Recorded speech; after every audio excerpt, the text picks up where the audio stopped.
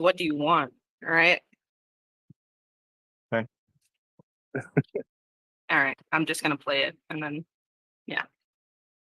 All right, let's go. Hi, this is Kevin. I'm a homeowner advocate. I just want to make sure someone reached out if you need help stopping or delaying the foreclosure. You're a what? I'm a homeowner advocate, and I just wanted to make sure that someone reached out to see if you need help stopping or delaying the foreclosure. Oh, no, no one has. Alrighty. Have you done anything to stop the foreclosure already? I tried to do a remodification. I tried to refinance. I was denied both. Um, I have signed an agreement with a company to purchase the home Okay, so that I can just get out from under it without it being foreclosed on. all right. So you're looking to sell the property now. Well, I'd prefer not to, but I've already signed the agreement, so. You signed the contract. So do they have the funds, or are they looking for the sale? Huh? When is your auction date? I don't know that there is an auction date. I haven't been able to speak to anybody from my Okay. loan company, so. Okay. But I do have a closing date, And when is that? July 10th. It depends. It hinges on the pictures I'm taking of the, I got to take pictures and upload them and send them in by Monday. Okay. And okay, so it has to close July 10th. Okay. So I mean, it's on the contract. We don't want, we never wanted to step on anybody's toes or make you breach a contract. So we will. I do hope that it does go through and the sale happens. But if I would love to follow up with you, maybe let's say on the 12th, just to see if it went through or not, see if there's anything we can do. How much are you selling the property for? Well, they've offered 220,000. Okay, and how much do you owe on the property? 192. Oh, well, almost 193. Okay, and how much are you past due on the property? Almost a year. Almost a year. Do you know like how much your arrears are? Over 12,000. Over 12. Okay. Alrighty. Because I know one of your goals is you would like to stay in the property, correct? Well, yeah, I have my youngest daughter staying there. Okay. I mean, it's already on the contract there, but it might be like there's a lot of people that get your property on the contract and look for the buyer. But we have an option. Do you know how much the interest rate is and how much the monthly payment should be for this? The monthly payment is was 1,080 something, and the interest rate is, I think it's 6 point something. Okay. Might be 6.75. Okay. Oh, okay. So it is a high interest. Was this did you get the mortgage recently or? No, that was the Did that you was do a loan mod modification. before? Uh-huh. Huh? It was a loan mod before? You did a loan modification before? It was yeah. I've done a couple of them. That's why I owe so much. I've had the home for 27 years or 22 years. I'm sorry. And that's why I still owe so much on it, because I refinanced at one point and then I did a couple modifications. Okay, got you. Alrighty, because we have an option. It's pretty much sub two. Sub two is another way. It's a fancy word for creative financing. So pretty much what we do in most cases is we step in, we will reinstate the loan, take over the mortgage, and take over the mortgage payments and everything that has to do with the property, and we could go ahead and rent it back out to you. So instead of you paying that 1,080 that you were paying, instead of paying the mortgage, you'll pay rent. And you can have the option of buying the property back. If things get right, if you would like to. That's this is an option, but the property is under contract. There's nothing we could do there. I do Right. hope the property does sell. And I hope we'll look into see what the auction date is. Just in case it's before July 10th, I'll try to let you know, so you can tell them Okay. that they need to move Okay. quicker. But yeah, All right. remember, my name is Kevin. I'm with the Home Buyers Network. Okay. Okay. All right. Thank you. You're welcome, ma'am. God bless. That's good.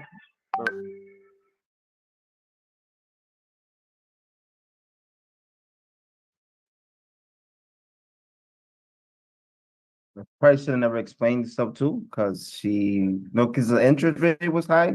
Wasn't probably attractive for an investor. But yeah, Okay. So I agree. I think the sub two pitch, it wasn't needed at this point. You did a good job gathering the information. It felt a little checklisty of like, all right, what's the interest rate? What's the principal balance? And it didn't really have like a real reason. That's why you were asking. Obviously, she was forthcoming with the information, but I think working on that of like how you're asking these questions, and I think I mentioned it one time, is kind of like bridging the gap or segueing into that information just so it makes more sense. I'll probably work with you guys on that a little bit more, but you just want to get away from sounding scripted. Good catch on like she had a high balance, hey, did you just get this? No, I did a loan mod or whatever she said, or she refinanced. So that was a good job on that. Other like pretty big flag was you did this up to pitch and then you were like, then you can buy back the property. We don't want to say that because we don't know if that's true for them to do that. And with this lady, it's probably not a good idea because of context clues, right? She did a loan modification just recently, which means she was probably behind before, which means her finances just aren't good right now. She probably needs something either smaller or, maybe rent for a while. So we just don't want to give them false expectations with that. But other than that, I mean, you gathered the information. We got the closing date and there's a follow-up time on that. So that was all I had. awesome. Thanks.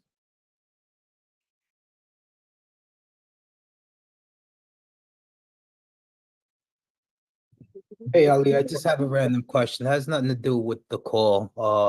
Yeah, go ahead.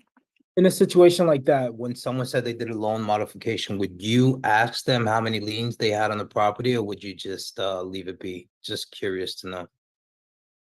Like, I don't think it would matter if they had 2 liens, 3 liens, like second position, third position on the home, but would you even ask something like that? Would it even matter to ask a question like that, or would you just leave it be? Yeah. I mean, a question like that doesn't cross my mind because the loan modification consolidates, like they're creating a brand new loan. What's the pain point? What's the pain point? Like, why did they go? Why, or were they denied it? Or are they waiting? What's caused their hardship? Like, those are the things more to focus on in order to build rapport than how many liens they have. Like, that's more like vector points and, but if they did a loan mod, they may have consolidated something. They may have modified terms. They could have done something like take the arrears and put it into what we call a silent second, so they could have created another lien. So it's important, but it's not really necessary right now. What's necessary is getting them to trust us. And so, hey, what's going on with your situation? If you're in process, if it failed, like, oh my gosh, why did it not go through? Like the call we just heard, they were denied. So more like, well, tell me more about that pain point is really where we want to ask questions rather than, well, what were you trying to do with how many liens? And, if it gets too technical, they'll lose the person because they're not going to only care about their pain. Got it. All right, Josh, I appreciate you clarifying that. I mean, I didn't think that's something you would ask, but out of curiosity, I just had to throw it out there. Don't overthink it. Just, sometimes less is more. But ask questions what you're hearing rather than trying to, like Ali just pointed out, we don't want to sound checklisty. There are things we want to collect, but it may be a circle in the way we talk to somebody to get some of that information.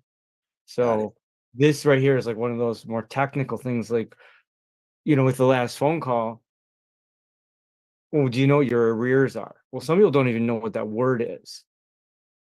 And so, they said they were about a year behind. So we can calculate, well, what's the payment? So that's the question.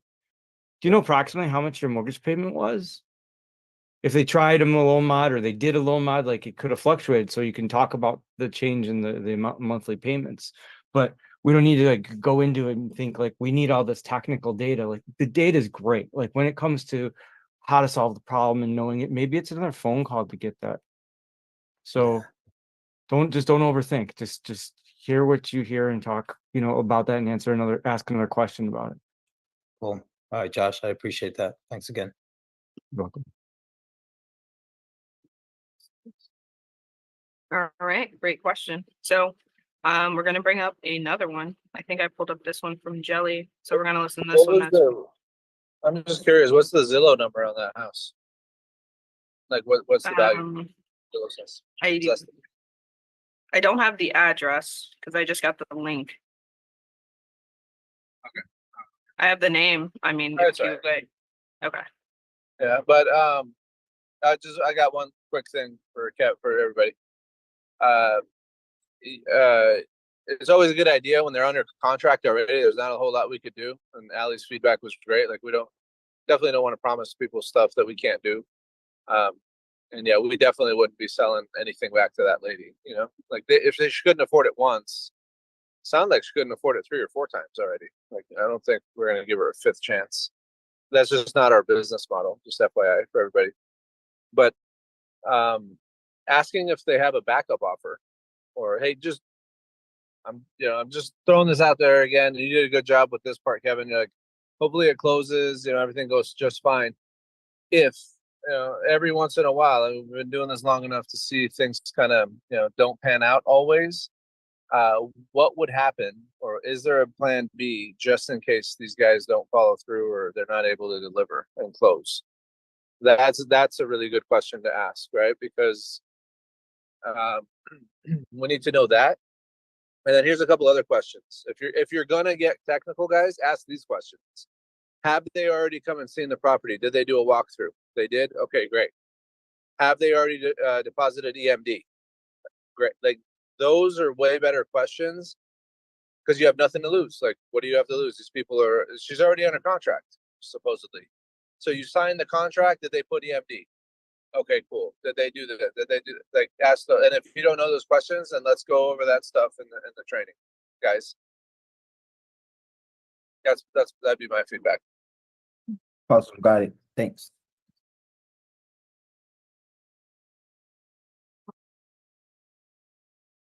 All right, let's do another one. I think this one is Jelly. All right, let's go. Yes. Oh, hi. My name is Julie. I'm a homeowner advocate. I'm reaching out to see if you needed help stopping or delaying the foreclosure. Is there any particular reason why, like when I do the Foreclosure link or whatever, it's oscillated? Like Oscillated? Okay. What do you mean? like it pans, like Jelly's in this year and then the seller's in this year. Oh, that's just their settings on their thing, I believe. If you Okay. have a headset on. That's just like their website setting. I don't know if you can control that or not. Okay, cool. Closure? It's right now, it's with the court. It's with bankruptcy. So I don't know why they keep on moving the auction date and stuff when it should have been stopped like in January. Yeah, I mean, has it been approved? Like the bankruptcy that you filed? It's still with the judge. Oh. So it's still ongoing, Mm-hmm. but it's still with the judge. We're just waiting Okay. for the judge to sign off on it. I hear you. Because that's what you've mentioned, that they keep on like moving the auction date. Auction date, yeah. Yeah, supposedly if it will be approved, then there should be like some sort of a like repayment plan, or yeah, it's supposed to stop Yeah, it is. the auction. Seems like Yeah, go on. that's what I'm trying to do right now is I already started making the repayment plan. I already started like in February or March. Oh I already wow. started paying the bankruptcy, so I don't understand what else needs to be done. That's really odd. Yeah, so I've already been making payments, and Mhm. they still have this auction. I still have people coming to my house. I still have everybody, kind of um, still harassing me and stuff. But I'm just trying to find out what I can do to like try to refinance both of the mortgages and completely go back into one payment instead of paying two different payments, one for the bankruptcy and then one by itself. Oh wow. I mean, that's really tough. I mean, did you Yeah. communicate with your lender about that already? Yeah, they're the second lender, the one that did this, they're not willing to negotiate whatsoever. They just want their full amount, which is like 75,000, which again I don't have. Mhm. And it was supposed to be HELOC, and then Okay. it wound up becoming a balloon payment instead of a HELOC. Oh. And I didn't think they could do that anymore because I've got talked to several different financial advisors Mhm. on mortgages, and they're like they've done away with mortgage balloon payments for a long time. Mhm. So I mean, with what you also, you already filed for bankruptcy, and yeah, I mean that's just a bit odd because if there's already a repayment plan, I mean, ain't that yeah, supposed to already, stop it. Yeah, yeah, stop it. That's very odd. yeah. So Have you? I'm trying Mhm. to I'm trying to reestablish my credit so that way they told me I have like a year after bankruptcy to try to refinance Mhm. that loan to get it paid off, the second loan to get it paid off, and then my first loan to consolidate it and get that second loan paid off. And that Mhm. way I only have like one payment, one lower interest rate, and that's it. So that's what I'm trying to do right now.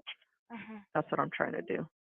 Okay. Like, are you working with an attorney about this? Like, Yeah, I have an attorney. did you try to ask them whether why that's still ongoing? Because it's supposed to like stop the auction date already. I'm I not know. very That's what I familiar. keep on telling them. Yeah, I keep on telling them too that they keep on moving the date. Yeah, that's And he goes, odd. it'll eventually stop once the judge makes the final decision. Even though Oh, we have a payment plan in place, I guess the yeah. judge still has to wait to sign it completely, sign off on it. Hmm. Did you have some sort of a like court date so that they could finally sign that off, and so that the auction date is gonna be completely stopped? Yeah, so that I mean they had the auction on April, and Hmm. then they pushed it back again, and now it's for this month. And then I'm like, I don't know what's going on, but that's what I keep on telling my lawyer too. He goes, well, it's in the judge's hands. Like we can't even contact the judge. It's in his hands right now, and I don't know what the holdup is for him to sign off on it. Yeah, because So imagine you're already doing payments with a repayment plan, so that exactly, oh my gosh, that's very confusing and that's definitely so tough. So, yeah, yeah. But I mean, if this will be like all settled, is your goal to, keep the property or do you have another yeah. plan? Your goal No, is I to plan keep to it. keep it. It was Mhm. always an investment property for me. Mhm. But hopefully I can refinance it, get out of this situation, pay off that second lender, go back to one Mhm. loan, and then pretty much rent my house out and then purchase another home once I Mhm. get financially stable again. Yeah, I mean, it's a good thing that you're already working on that. Hopefully that's, everything would go your way and that will be signed off already Yeah, because you're already making payments to keep this property. yeah. So, yeah, I mean, we can always be a backup option here if if you needed any help. As Okay, a yeah, as a homeowner advocate, our main goal is to make sure all of your option. But seems like you're already in the bankruptcy option part, so that's basically the last resort. But you're already working on that. But yeah, if you needed any help or if you would decide to sell it, we partner up with investors who are willing to okay, buy. So yeah, we can always be a backup option here if you need any help. okay. Okay, All right. thank you. Appreciate it. You have a good day. All right. Bye bye. Bye bye.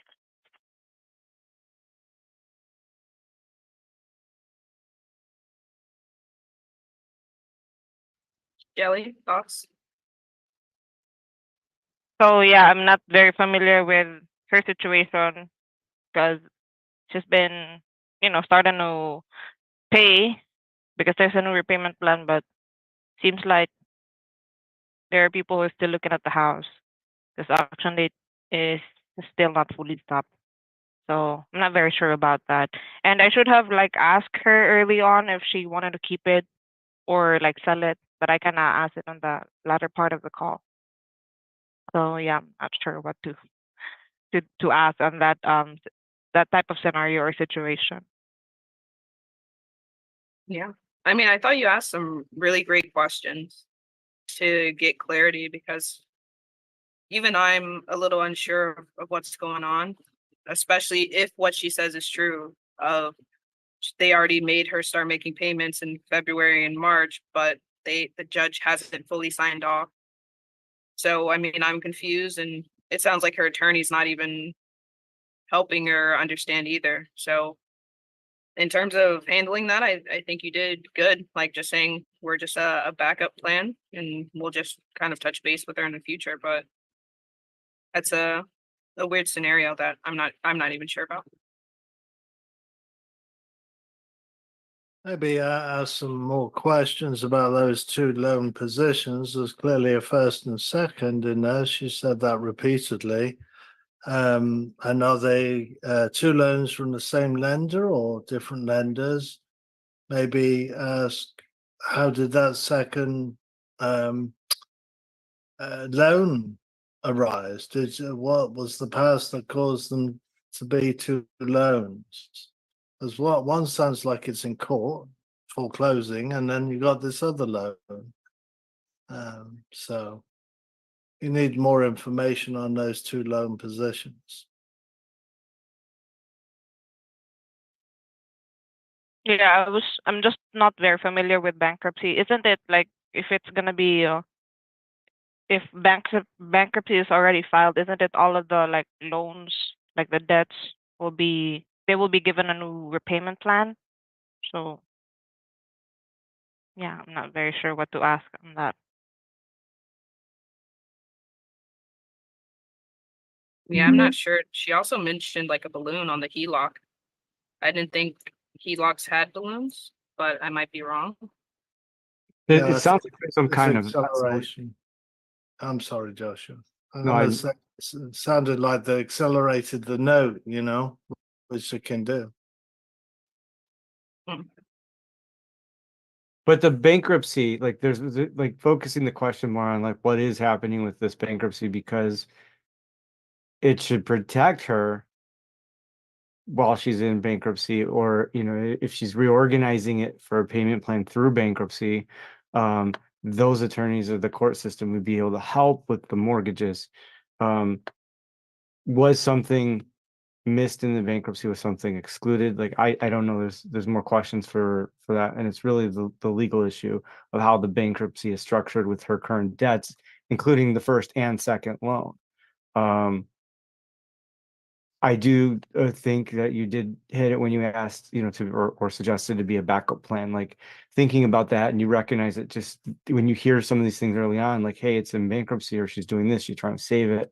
Ultimately, we can't come in here and say we're going to pounce on you and buy your property, but we're here to help you if something goes wrong. So ask a few more questions about like, well, what is the end goal, or what if this doesn't meet your expectations? What if you can't do this, or if this doesn't happen, what is your next plan? And maybe get some more from them. It helps maybe also lay those seeds, planting them a little bit earlier too.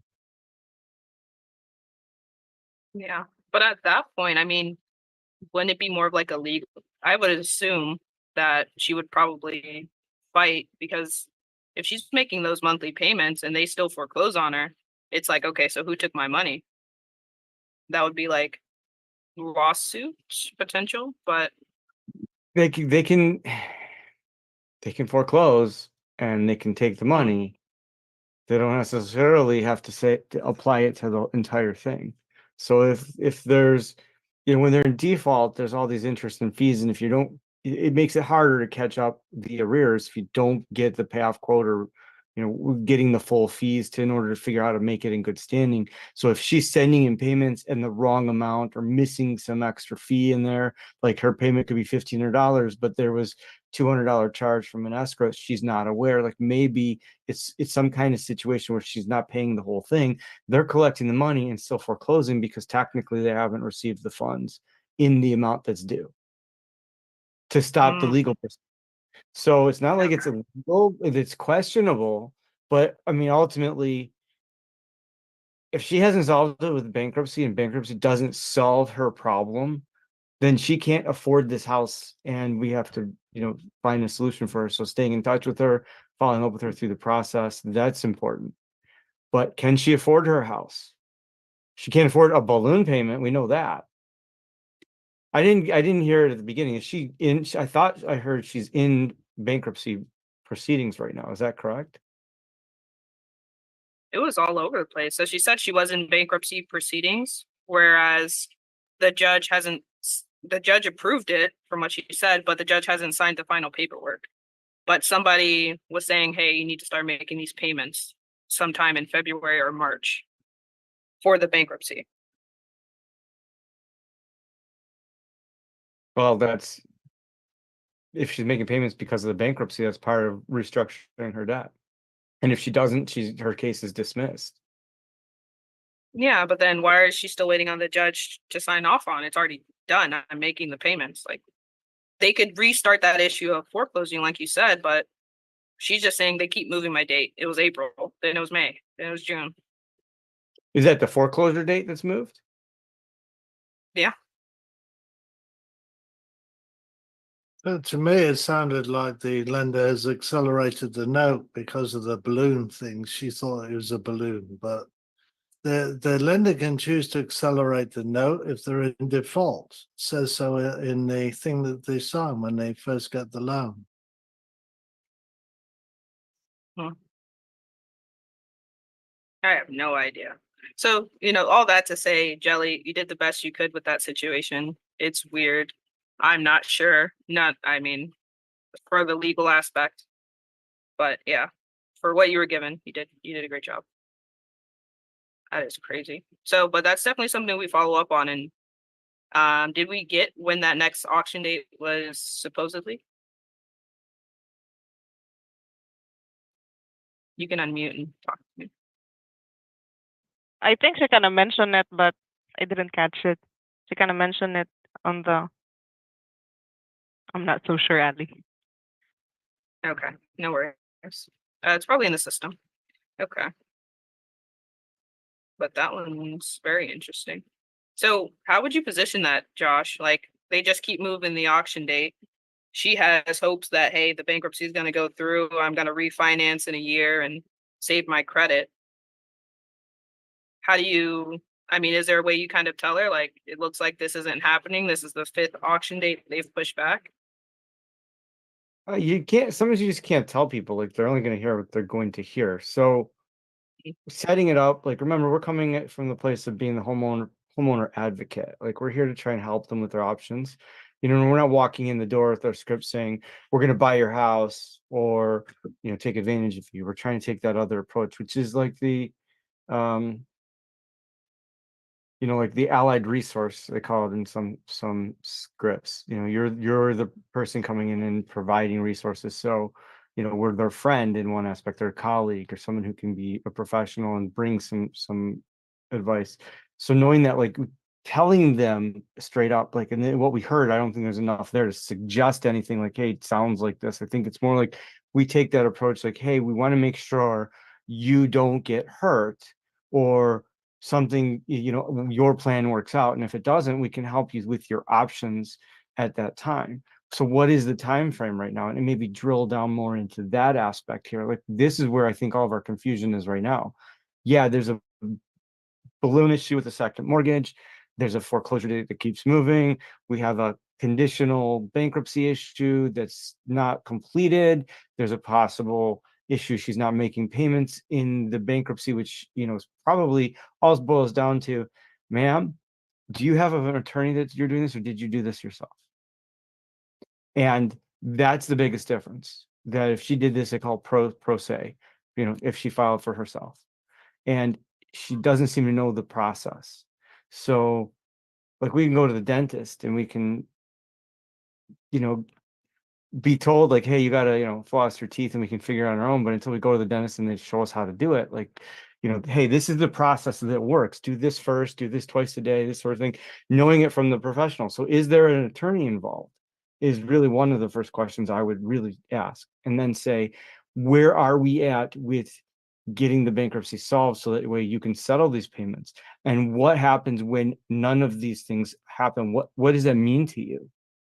And just take that from the sales approach. When these things happen, they don't always work out. If you miss a payment on your bankruptcy plan, what happens? Is your case dismissed? Is your bankruptcy discharged? Does all of this go for naught? Are you making payments right now that are going into oblivion because you don't know enough about your situation? Do you need someone else to look at that? Can we refer someone to you if you don't have an attorney? I mean, there's really not enough information, and we can just talk in a circle about what we should do in that case. As far as our plan, I think we should be following up with her, get a time frame from her, and cut that time frame in half. So if she says like something's happening at the end of the month, I call her back in 2 weeks. If she has a payment due July 15th, I'd call June 30th, July 1st. Hey, are you able to make that payment on this bankruptcy plan, or is everything working towards getting it resolved so you don't lose your house? We want to make sure you stay in your home because that's what you've told us. And just a follow-up call or text, doing those kind of things throughout that time frame, and knowing that right now is really key. What is the scenario?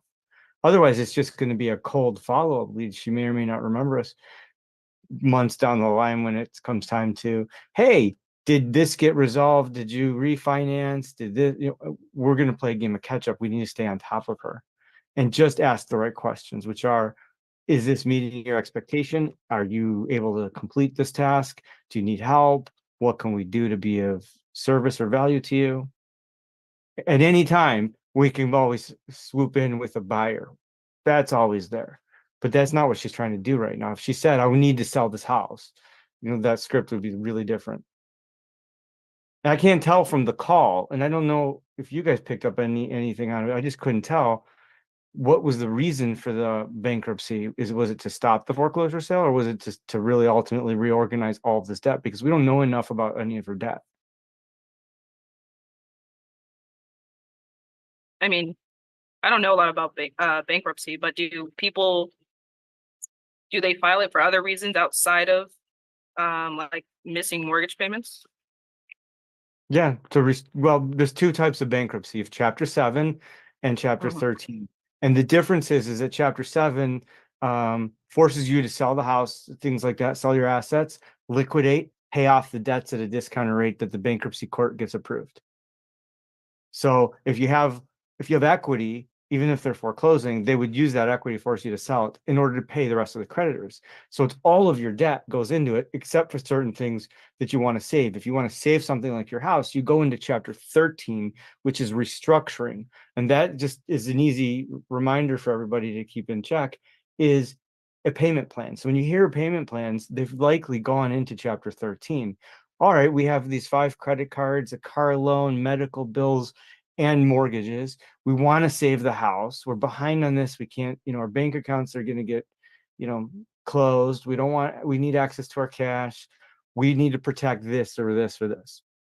And we want to stay in the house. So that's what reorganizing would do, is come up with total debt and a payment plan that works with all creditors. So this is what it kind of sounds like, but where it's lacking is that whole second mortgage and then any other information about other debt.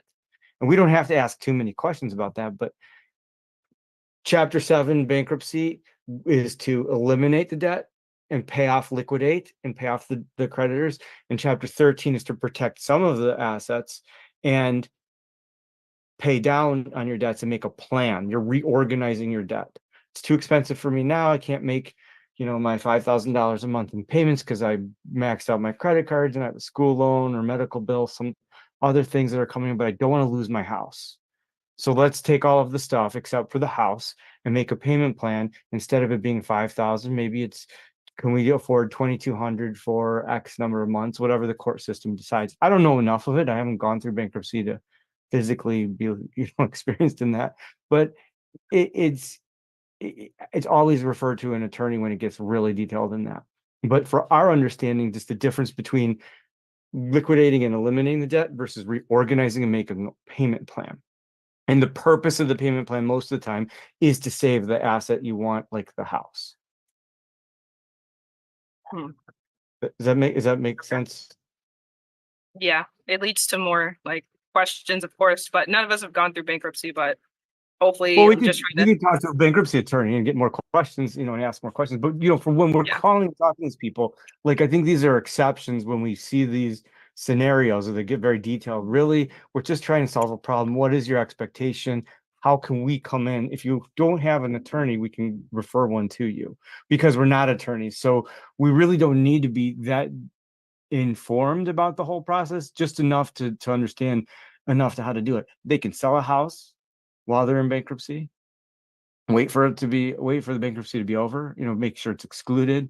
The bankruptcy, our purpose in bankruptcy most of the time is to help people postpone the sale. So it's a strategic tool to buy them more time, whether it's to stay in the house longer or make it work to sell the house because the house is upside down or other factors are involved. Graham, yeah, and I mean, I'm not trying to get in the weeds. I just thought it was interesting. But yeah, for the call's sake, like you guys don't need to know every detail about it to have a conversation, like Josh is saying. What are your expectations? What are you hoping that's going to happen? If that doesn't happen, do you have a backup plan? And asking those questions is more important than knowing, okay, if there's 2 loans and you double it and then they take it and they divide it in 5, we don't need that. It's nice to know, fun to know.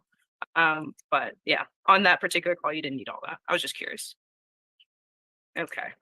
So I did have a question I've been meaning to kind of ask Nahid. So when we were initially building out like our options to present homeowners with, obviously reinstatements at the top of the list. With reinstatement as to how people can acquire these funds, like of course you have 401k, you have hardest hit fund, you have personal loan, you have whole life policy, insurance policy, which most people don't have, but still an option. So what I've noticed in the majority of the states that we're working in, the hardest hit fund, it's closed, shut down. Is there any other like government program we can refer these people to, or should we just eliminate it for those particular states? I would eliminate it. I think we overcomplicate it when we start detailing all of our options. I think like we should work on, it's kind of like if you go with the Sandler sales method, you want to focus on their pain and what they can afford and what they want for their expectations. That's my style. Not that I use like the Sandler script or anything like that, but I come from that approach of not really going into where he's really, really, really good at knowing like all of these details and stopping the mortgages because these things existed. But some of those funds there was a lot of COVID funds, and really there's not a lot that's left. And we're now seeing a shift in the marketplace. So do we really care on the initial cold call, or at what point on the follow-up lead manager call, at what point do we bring them a set of options rather than a broad stroke or the detailed action plan? So I think like that's really where in my mind is the difference, where Nahid would talk more of those details and I would just say, there's many things that we can do. How about we do a little bit of homework and research it? But before I do that, let me find out more about what your situation is and what you'd like to accomplish. And if you're telling me you want to stay in the house, if the bank was able to modify your home, are you able to make a payment? Are you employed? What was your hardship? So what caused you to fall behind in the first place? Is this something that we can help you achieve in going there? I'll look into and have my foreclosure team look into what might be available for funds for your state. There's a few resources we can bring to you. But ultimately, if you aren't able to go get a new job, then what are we doing here? Like, that's how I look at it. And I'm not saying that in a non-empathetic way, but I've said it before, but just that we really have to think about you know, how detailed is this conversation versus are we really hitting the points that we need, which is, you know, not solving the problem on the phone call, but gathering the information and being able to present a better solution, because we know we have to touch these people a few times. If we can solve the problem, we hear it, like it's like a blinking red light, like, you know, the old Kmart specials. When we know it's going to be a short sale, or this person can afford a loan mod, or in some cases, which is rare, the bank did something wrong and they need to get an attorney and sue the bank. Like we see those, they're very clear, they're loud, and they make sense. But when they're like this call or that call, when they're ambiguous with what we're hearing, we need to just work on building that rapport. And I don't, in my mind, I don't focus on, you know, this state versus that state. I mean, I would just hang up and go look for it. Otherwise, we're spending a lot of time out with one person trying to solve a problem when we don't know enough. So if you want to say eliminate it for those states, yeah, I mean, whatever you think works best in the script, Ali. I think that if it was me calling, I would be very quick and just say, well, your options are, you know, if you, you know, bankruptcy, you could always do that. You could borrow money for reinstatement. There's other things that you can do. Maybe there's a program, like I don't be very specific there. If you need a resource right now, I would give them like NACA.com or .org, whatever the site is, NACA, and say, these are people we can help walk you through to get help. But other than that, as far as what funds are available, I can do a little bit of research and see what's available in your area. And there may or may not be. But ultimately, why did you fall behind in the first place? What is the reason for the default? It's a financial issue. So where's the event that caused the financial issue? And so like when we look at it in loss mitigation, at loan processing, loan modification or short sales, we look at what those hardships are. Is it death, divorce? Did they lose a job? Did they transfer more than 50 miles? Are they getting married? Is there a big event? Is there something external out of their control? And it causes them to not be able to afford the house or forced to sell it. So we have to evaluate it from that point. And I look at it very clearly there, like, well, why did you fall behind? Like, what is your story? And it might be, hey, I've just spent 12 months not paying it because of a medical issue. Okay, maybe there are funds. Maybe there's something. Maybe there's a nonprofit in the area we don't even know. It's not even the hardest hit fund or a state fund. Maybe there is. Maybe there's I mean, there's places in several like pockets of communities, like free loans for community members. So maybe pointing them in those directions, if that was really how far we would want to go.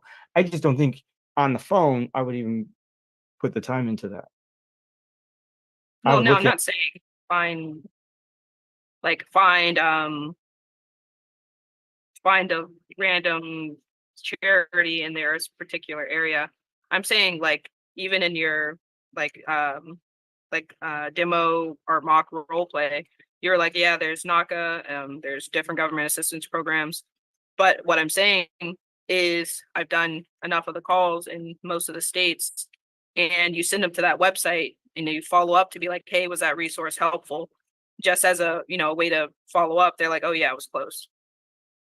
So it's kind of like a waste of time if we already know it's closed to tell them about something that's closed. Well, I mean, That's what is your actual list for options? Like, are you reading a list of options? It's on checklisty. Like no. Like I know, like, you know, so circling around like, oh, the 8 ways to stop foreclosure. I mean, I don't ever make eight presentations of options for people. Like I don't go through a list like that. So I and this is a personal thing. This isn't, you know, Nahid's point of view. And I used to say it in Zooms all the time too. I ask a simple question, or I try to answer a simple question. Are you trying to save the house or sell it? That tells me, are we looking at somebody who wants to restructure, figure a way to save it, or are they being forced to sell and they're aware of it? Now, they may not be aware of it on either side of that question. And I don't really present all these. I said, well, you know, are you able to borrow the money? Have you thought about going to friends and family? What about private investors? Some people will come right out, and you know this, some people come right out and say, well, I'm just looking for a loan to pay this off so I could, you know, get it back.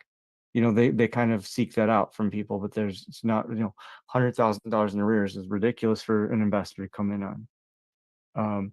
I don't really, we need to go into a lot of detail on those kind of questions, or in my opinion, like go through a checklist or, you know, an entire list of here's what we do. If you're specifically about going to like NACA or the hardest hit fund, I personally don't talk about it.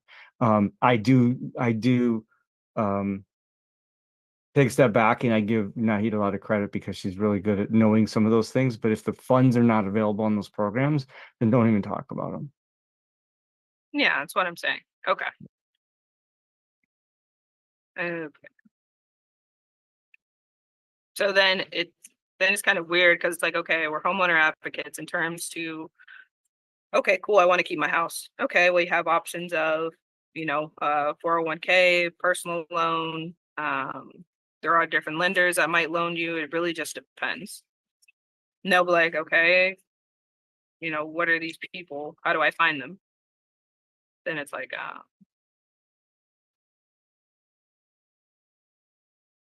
Well, I mean, then what it's are like, you? Well, I mean, what are you telling people? Is that where you get into the point of having to say, well, we can go look at the hardship fund or a state program? No, I mean, I typically, because now I know that it's closed for most of the states. So I usually don't bring it up. I'm just like, obviously reinstatement is the best option for you. Once you kind of figure out, okay, they're trying to keep it. So obviously top option is going to be reinstatement, right? And using that to kind of gather the arrears. So reinstatement's the best option. That's where you obviously pay the amount owed to the bank. You get the loan caught up in good standing, and it's as if nothing ever happened. So, I mean, do you happen to know what the arrears are or the amount due to the lender? That's how you gather that information. And then you can kind of tell them like, well, a lot of people don't know this, but if you have like a 401k, that's something you can tap into to try to get those funds. Or you also have,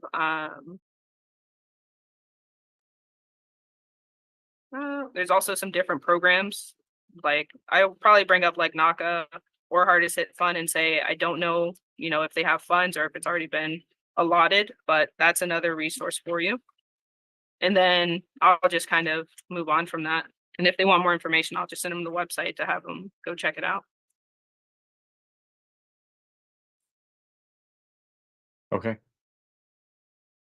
Well, but then if you do, and even if it's closed, you have a reason to call back and a follow-up that, you can start building rapport with. So, Yeah. if you know the conversation isn't going anywhere, okay, send them to a website, let them look, give them a couple resources. You've done more than the other person did. Then you call back and you've got at least a conversation. Oh my gosh, they're out of funds already?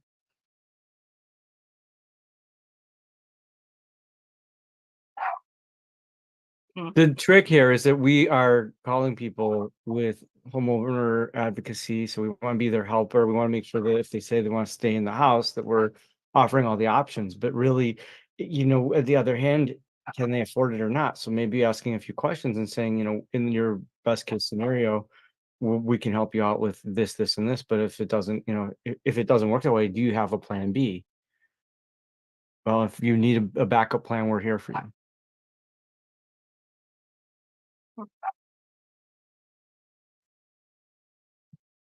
Okay. Interesting.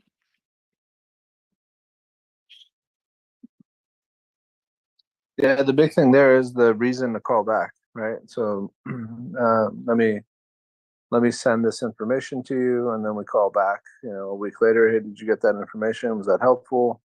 And then they're like, whatever. Yeah, I'm gonna fill it out. Okay. I'll check back in with you, and if I come across any other resources, I'll let you know. And then maybe like shortly after that, another week or a couple weeks goes by, I would do the Hardest Hit Fund.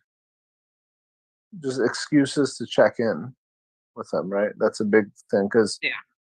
Pace talks about this. He's like, "Hey, Ali, just calling to check in, see if if you've gotten screwed out of the house yet." Like, obviously that doesn't go over well. So we need an excuse to, what are we going to talk about? So Yeah. No, yeah, I have one like that. She's just like, oh, can you help me fill out the paperwork? I'm like, legally, I cannot. But she's been like twiddling her fingers for weeks. I'm like, just fill it out. Like, fill it out and at least see what they're going to say. But, yeah, so Josh, that was a topic of conversation a couple of days back. Obviously we're not going to help them fill out the paperwork, and the cover we wanted to use was, legally you have to fill out the paperwork. right? You're applying for it. You need to fill it out. Is that true? And or do you have any input on that or thoughts on that? Well, I would ask you a question. Are you saying the paperwork for a bankruptcy?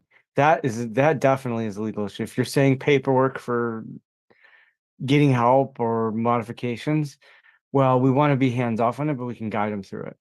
The difference, and there's a liability, and then the first is an issue of law. So if it was bankruptcy, we don't want to be helping them. We want to refer it to an attorney. If they're going to file on their own, they're completely on their own. Like I said earlier, pro se. And that means that they go to the courthouse, they do whatever they have to do to file bankruptcy. And we are not involved, because what happens is we end up practicing law without a license if we put our hand to a paper or do more than just tell them what to fill out. Like, here's the document. On the other hand, I'm a licensed realtor and we have disclosure forms. So here in the state of Michigan, the seller's disclosure is really the cover your rear end. But when you go to a house and you want them to, as a listing or as a seller, they have to fill it out. Like, oh, well, this is the last time the roof leaked or there was a flood, or, hey, there's a microwave and it does work, all of these things. And as an agent, I can't touch that paper because I can't, I have to be hands off on that. And the same thing should be true if we're talking about like trying to save someone's house and filling out some of the modification paperwork. On the other hand, if they're not willing to do that, like, how motivated are they?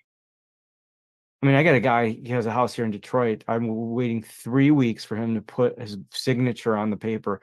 He has no problem doing it. It's just that he can't. He's in Cleveland, Ohio, and he has no one to take him to Kinko's. Okay, well, that doesn't make a lot of sense. Like, how motivated are you? You're going to lose the house. Just go to Kinko's and sign the thing and scan it, have them scan it for you. So, like, if they can't, you can lead them to the water, right? Like, if they can't fill out their paperwork, like, we can guide them, we can talk to them about it, but are we filling the form out? If it's a hardship assistance request, I don't have an issue filling in some numbers that they've given me. Like, if it's inputting it into a form where they need a signature and a bank or, modification requires signatures, it's always their signature. So we're not really doing anything illegal there. So it's more, in my mind, where are we covering our rear end versus where are we helping somebody, and where's the line? Where do they need to help themselves also? And sometimes, getting a deal done, we all have to jump through hoops sometimes to get it through a closing. So why is it any different here? It shouldn't be. We just have to be very clear that the legal aspect of like filing bankruptcy, if we're just filling out a form, what form is it? My question is, like, I think it's, are we trying to help them keep the house, or I'm trying to, because like, whose department is that going to fall under? Who's going to be walking people through filling out forms? Well, are they trying? I mean, which form are we talking about then, specifically then? NACA, hardest hit, loan mods, anything like that. Well, we're not doing their loan mod for them. I mean, Right. we can help them through the paperwork, but we don't make any money doing that. We can be Yeah, exactly. So what we're doing is saying, hey, there's NACA, hardest hit fund, there's some resources. Do you know about them? No. Okay, would you like me to send you some info about it? Yeah. Okay. But that's it. If they're like, can you help me fill it out? Then we come back with, actually can't, for legal reasons and company policy, I'm not able to fill out the forms. I can direct you to them, but then you'll need to fill them out. That's the cover. Some people ask. If that's what you want to say to them to get over. I mean, how many are saying this? Like 1 in 10, maybe? I don't know. Guys, how often are we seeing that?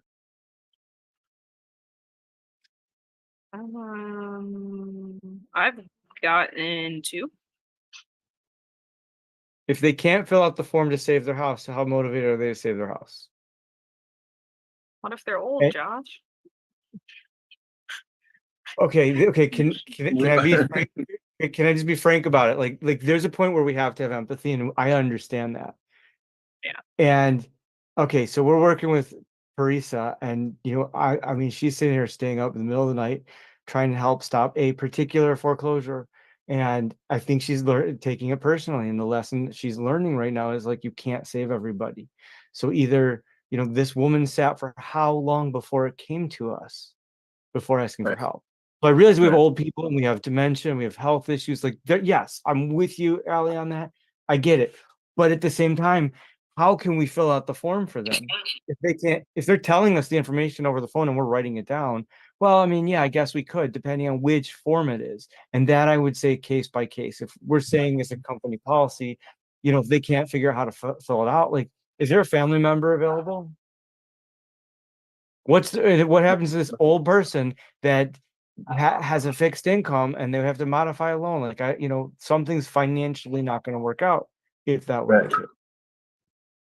Yeah, me personally, company policy, we're not filling out any forms except for like, we'll send them a form for authorization so we can talk to the bank, stuff like that, that applies to us. Anything outside of that, we can refer you to it, and best of luck, we'll follow up.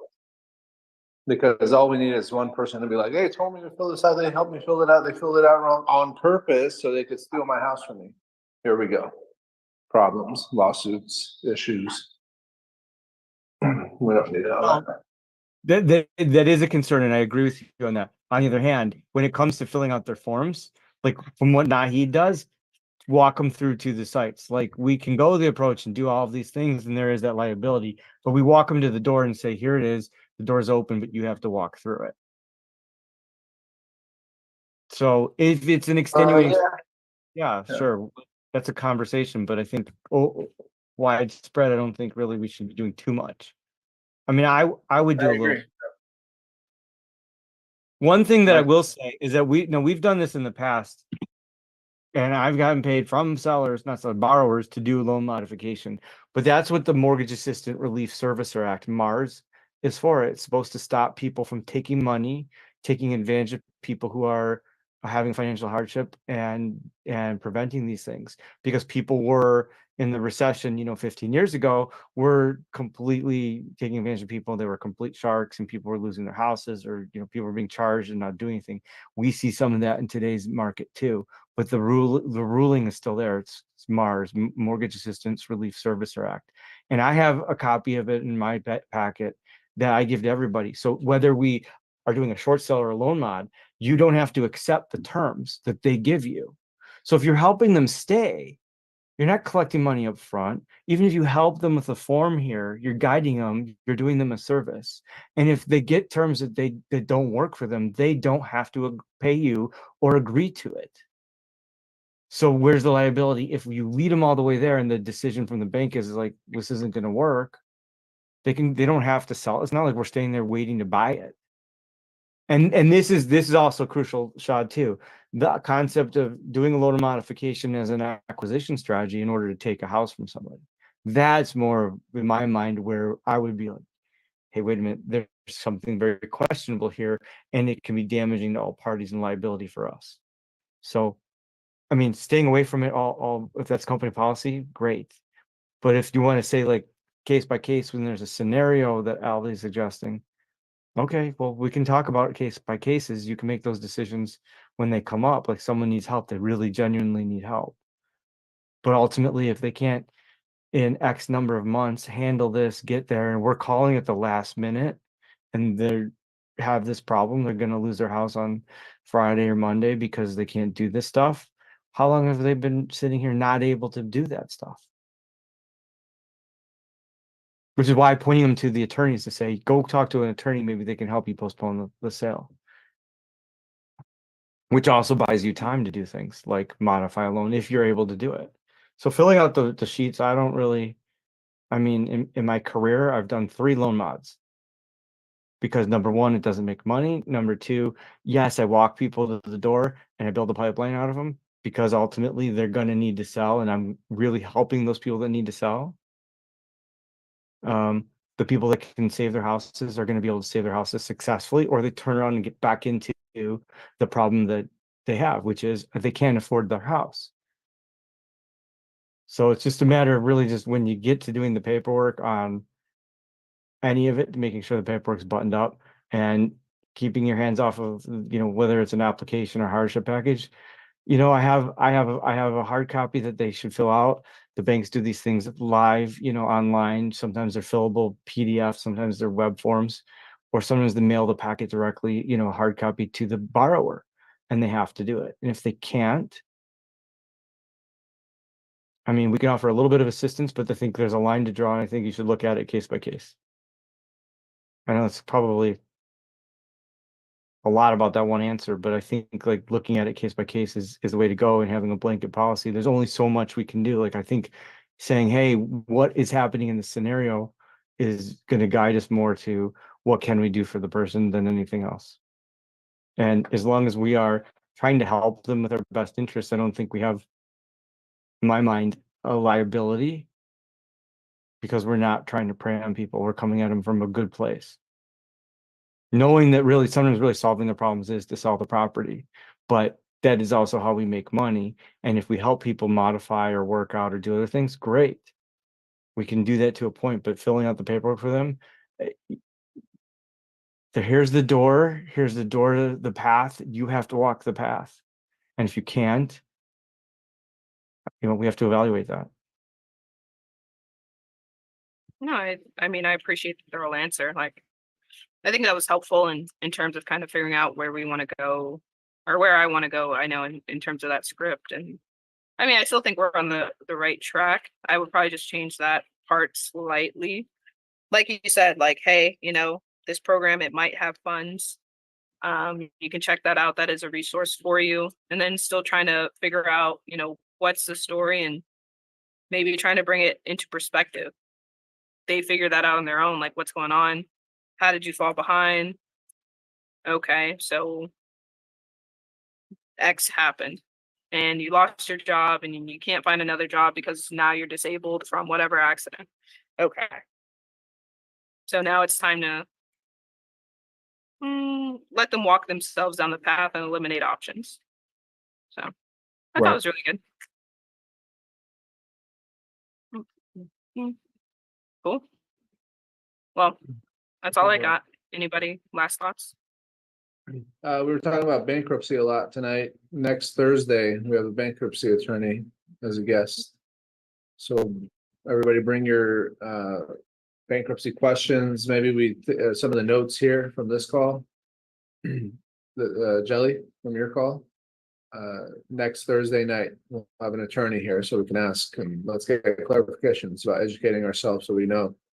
If I had to bet money, I don't know I thought she said she had a lawyer, but it also sounded like she's doing it herself, because she sure as hell didn't know anything. So if she does have a lawyer, must be a brand new lawyer or something, or I don't know, but yeah. And who does the Facebook stuff? Because they didn't post it. They didn't create like the event. Like, it just looks like a normal night, but I see the post. We need to talk with Glenise. She handles that. And, I actually need to have a meeting with her tomorrow. Let's do a blueprint meeting tomorrow with her. This is what it looks like. We need a flyer for Wednesdays for Josh and Nahid. We need one for Tuesday. I got mine today. I need to post that. So For tomorrow? Yeah. Mine's a soft launch. Like I just want to kind of get some feedback, and I was hoping some people that actually knew something about AI would join, but I had a lot of people that were like, "I like AI. I'll be there. I have questions." For more collaboration, more questions, but that's fine. I got my own questions. Yeah, I don't know who's gonna answer them, but all right. AI. That's why we're building it, so we can just ask it and be like, "Hey, can you fix yourself? What's wrong here?" It'll probably tell you. That's the crazy part. But yeah. all right. That is it, guys. That was Wednesday night. Appreciate Josh for showing up. I know you said you had a hard stop. I feel like you went over that hard stop. So definitely appreciate you being here and giving your insights. Very much appreciated. As for the rest of you guys, appreciate the team for showing up. This is just how we get better. We're gonna just keep calibrating more calls, obviously, and tweaking things. Tomorrow night we got Shad. He's gonna be talking about AI if you guys are interested in that. Tomorrow TJ and I are also gonna be making some live calls. So if you guys want to tune in on YouTube, we'll be doing that for a couple hours. We'll see. Awesome. Awesome. Cool. Okay. Thanks, Ali. Thanks, Josh. Appreciate everybody coming out. Everyone. It's value. See you guys mañana. Bye. Tomorrow. Hi. Have a good night.